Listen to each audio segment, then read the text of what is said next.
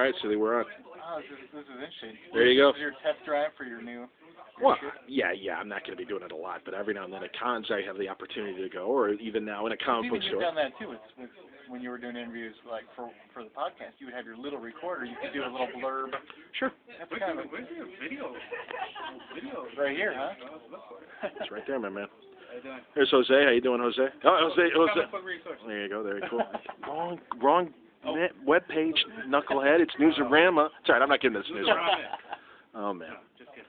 Seeley, how you been? All right, man. Excellent. Doing some research, picked up some of this stuff. I had to draw some crazy Brian Hitch shit, which is gonna kick my ass, I think. That's very cool, man. Yeah. So yeah, is that Warcraft? What are you doing there? Authority. Authority. I'm doing WILDCAT, so I gotta do. I guess I'm doing recreate some of the crazy scenes that are gonna involve Authority characters and a lot of tiny little ships and people and fighting and punching. And it should be a lot of work. When does this start? I don't even know. No? Soon. I just finished my Marvel stuff, so within the next couple of weeks I'll be starting on my WILDSTORM stuff. And who's writing that book? Adam Beecham. Very nice. Excellent. Yeah, Batgirl and stuff like that. Yes, and Teen Titans. And you know, quality work, absolutely. Yeah. Very Seems cool. like a nice guy. I only talked to him a couple times today. Anything you can tell us about the story, or you want to keep it quiet? I actually don't even really know yet. Okay, because you haven't received the script yet? Yeah, I mean, I'm doing a lot of designs and stuff, but yeah, I mean, like I sign the deal and then I draw a bunch of characters and do some, test shots and stuff, and then, but I was finished off Marvel stuff, so like, I basically spent the last month catching up, and now I'm like, I'm ready to go. So I'm going to read all the Stormwatch and WILDCAT and Authority I can find, and, help Mark out by buying shitloads of stuff.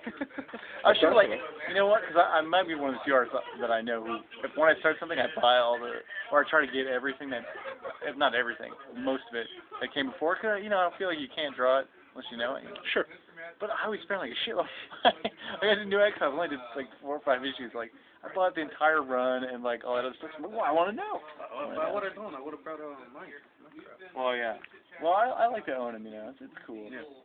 But yeah, so I was like, I read everything that I can, and then I don't even know if that helps. I don't know if anybody knows. It's not like you notice it. Yeah, but that's good though. It's in your kind of your subconscious and everything. Yeah. And when you're actually doing your thing, when so when that's you cool. read, like other people's interpretations, then when you draw them, even if you're just drawing, I mean, obviously when you're writing, I think you really have to read it all. But if you're drawing, you're like, well, I know sort of his mannerisms. I've gotten used to his character, how other people did him. It sounds kind of pretentious, but I like to make sure. I guess I don't feel as into the book if I don't know the characters. Does that make sense? Even if it's subtle, stupid stuff, but it's like, hey, remember that time when they did that thing when they, they gave each other a high five? Yeah, I got my head, so I know, like, I don't know. It probably doesn't matter. I guess all that really matters is they punch people in the face well. But on the other hand, I like to make sure that I, make it look like I know stuff. Maybe. Yeah. Well, always happy there's more room in the spinner rack for more Seeley product, and everyone loves Hack Slash. I'm glad that that's still chugging along. And it's chugging. What do you got coming up for Hack Slash? Let's see, issue 25's double-sized anniversary. Well, just because I mean, I guess 25th is not that big of a deal, but still. For an indie book, I think that's cool. I think for an indie book, absolutely, man. Man. You hate to say, hey, for an indie book, we got 25, but it's like, yeah, I mean, it's not. That's saying something. It's something, It's not like we had a guaranteed run or anything or whatever, so we had to like get people to actually buy it, I guess. So. Excellent. How long do you run on this? I don't know. We shall see.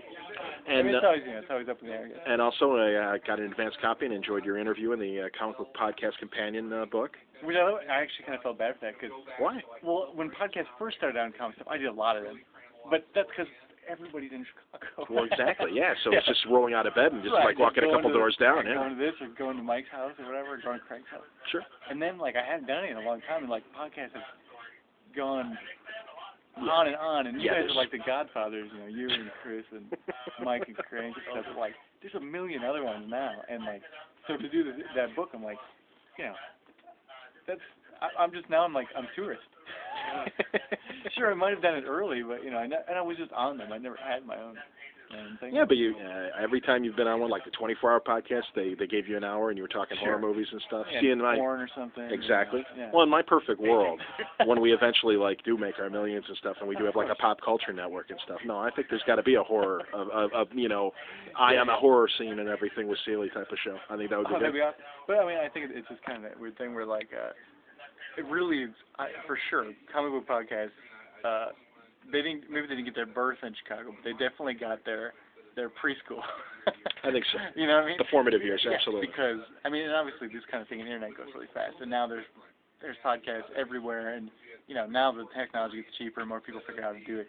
You've got the Icelandic Comic Fan Network podcast, and the whatever. I mean, you're gonna have a lot of people doing it, but really, I mean, you and these guys and Norton and I mean, the Craigcast is it's the first hey, we're just dudes sitting around talking bullshit, and there's an actual comic creator, and yours was the first very intently, in-depth interview show, getting pros on and stuff.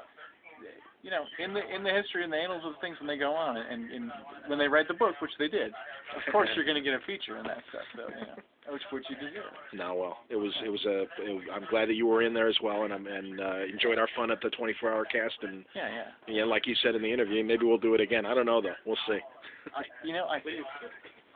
think as an experiment, it's a grand experiment, because it really actually does show you about I mean, obviously the podcasting and comic fandom and any fandom, horror fandom, Beanie Baby fandom, whatever it is. Sure. You're into it enough, you can go 24 hours talking about it. Sadly, it's true. Sadly, it's true. So that's what it teaches you, is that you have this sort of potential to, you could easily make 24 hours of anybody talking about anything they love. So, I mean, which is interesting. Absolutely. You think of how much time, I mean, I spend at my job 40 hours a week maybe, and the amount of time I spend working, and the amount of time I spend talking about stupid shit. You know what I mean? That's a podcast right there. Someone could have listened to that. Absolutely. Absolutely. Or this conversation we're having right now. Or this conversation right now. So I just wanted to say hey and test out my camera, and I'm glad this opportunity. That's cool. And now, the pod video cast will be, I think those will be the next thing. So. Yeah, every now and then. I probably won't be doing it as often as I do the audio stuff, but I figure when I'm out and everyone's around, I'll bug somebody and pull them aside and especially get a quick memo. You've got people that are celebrities who people are used to seeing their face. And you've got the B-movie stars and TV stars. Oh yeah. You definitely want to get those people on podcasts. But ugly comic book dudes, you're probably better off just putting us on radio because.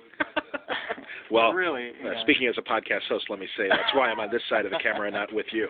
So, but thank you for playing. Anytime, yeah. A pleasure.